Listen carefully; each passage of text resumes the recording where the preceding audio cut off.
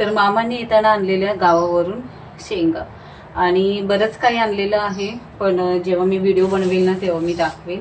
तर आज ना टोमॅटोचं सार केलेलं आहे मी आणि आत्ताच जस्ट मी अन्वीला सोडून आलेली आहे। आणि मेन म्हणजे ना आज शेंगांची मी रेसिपी दाखवणार आहे। साधी सोपी पद्धत आहे। आता मी पूर्ण तयारी करून घेणार आणि मग रेसिपीला सुरुवात करणार आहे।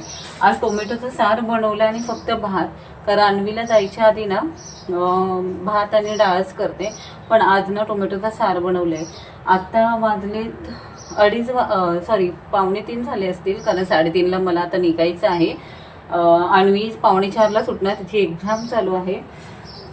त्यामुळे मी आता पटकन रेसिपीला सुरुवात करणार आहे आणि मग अन्वीला आणायला जाणार आहे। मला ना अक्षरशः माझे कपडेही वाळत घालायचे आहे। ते बघा मशीनने इथेच चालू ठेवलेली आणि आता मशीनमधले मी सगळे कपडे काढलेले आहेत आणि इथे बघा हे कपडे मला आता वाळत घालायचे आहेत। आणि आता वाजले आहेत बरोबर 3।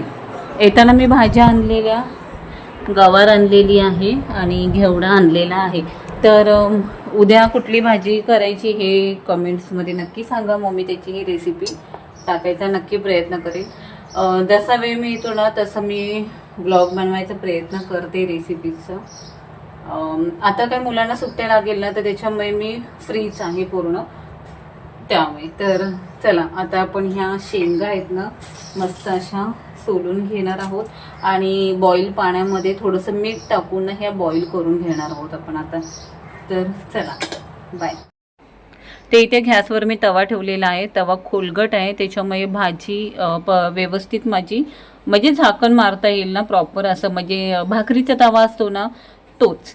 तर ह्याच्यामध्ये मी 2 चम्मच म्हणजे पोळी तेल घेतलेलं आहे। आता तेल ना गरम होऊन द्यायचं आहे आणि तेल गरम व्यवस्थित झाल्यानंतर त्याच्यामध्ये आपल्याला जिरं, मोहरी वगैरे सगळं टाकून घ्यायचं, कढीपत्ता वगैरे टाकून घ्यायचा आहे।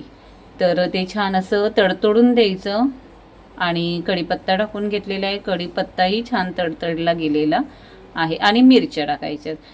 बघा मी मिरच्या ना अख्ख्या टाकलेल्या आहेत, म्हणजे उडायची भीती असते, पण त्याला ना थोडंसं मध्ये मी सुरीने ना कट केलेलं आहे मध्ये, म्हणजे ते तेलात टाकले की उडायला नको म्हणून। आणि लांबडा असा कांदा, 2 मध्यम आकाराचे कांदे मी घेतलेले आहेत, तेही त्या तेलामध्ये आता मस्त लालसर होईपर्यंत भाजून घेणार आहे। आणि 2च मिरच्या टाकलेल्या आहेत। तर छान असा कांदा आता परतून घ्यायचा आहे आपण आणि थोडंसं चिमूटभर हिंग टाकलेलं आहे आपण आणि सोबत ही हळद टाकलेली आहे। छान परत एकत्र असं हलवून घ्यायचं आहे ते।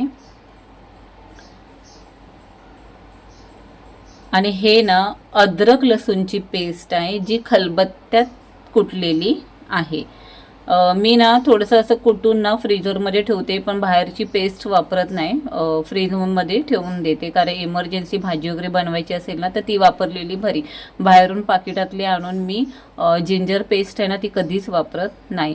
आणि टोमॅटो मी बिया काढून तेही कापलेलं आहे आणि ते टाकून घेतलेलं आहे।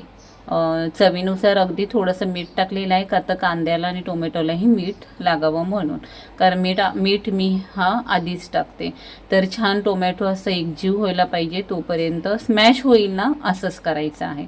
हे बघा छान असं तेल सुटायला लागले, ह्याचा अर्थ छान भाजून झालेलं आहे। आता आपण याच्यामध्ये 2 मिरच्या टाकलेल्या आहेत, त्या अंदाजावरच तुम्ही घरगुती मसाले जे असेल ना ते टाका। एक गरम मसाला चमचा मी टाकलेला आहे आणि 2 लाल चमचा मसाला टाकलेला आहे आणि 1 चमचा मी शेंगदाण्याचं कूट टाकलेलं आहे। तर हे बघा छान असं भाजल्या जात आहे आणि हे बघा आपण शेंगदाण्याचं कूट टाकले ना म्हणून ना ते तव्याला चिटकते। हे बघा। आणि आता काय करायचं माहिती आहे, आपण जे बॉईल केलेली शेंगा आहेत ना तर त्या शेंगा पाण्यासकट त्या मिश्रणात टाकायचं आहे। पाणी कधीच गाळून घ्यायचं नाही आहे।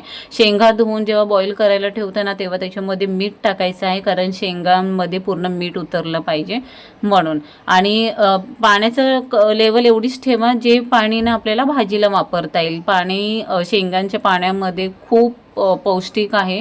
त्याची मी खास व्हिडिओ नक्की बनवेल, शेंगांच्या पाण्यापासून आपल्याला काय फायदे आहेत ते. तर त्याच्या सकटच मी त्या मिश्रणात सगळं शेंगांच्या पाण्यासकट टाकलेलं शेंगा आहेत. आणि आता परत चवीनुसार मी मीठ टाकलेलं आहे. शेंगा बॉईल करतानाही मीठ टाकलेलं मी. आणि हे वाटप हे टाकलं ना आपण कांदा टोमॅटो, तेव्हाही मी मीठ टाकलेलं. आणि हे बघा, हे जे पाणी राहिलेलं होतं ना, ते पाणी शेंगांचंच पाणी मी ह्याच्यामध्ये ॲड केलेलं आहे. आणि आता आपण झाकण मारून ठेवायचं. जास्त वेळ लागणार नाही आहे, कारण ऑलरेडी आपण शेंगा बॉईल करून घेतलेल्या आहेत. साधारण 5 किंवा 7 मिनटामध्ये ही भाजी होऊन जाते. हे बघा, आणि शेंगदाणे टाकलेत ना, तर त्याला असं घट्टपणा येतो. आणि वरतून आता कोथिंबीर टाकून घ्यायची.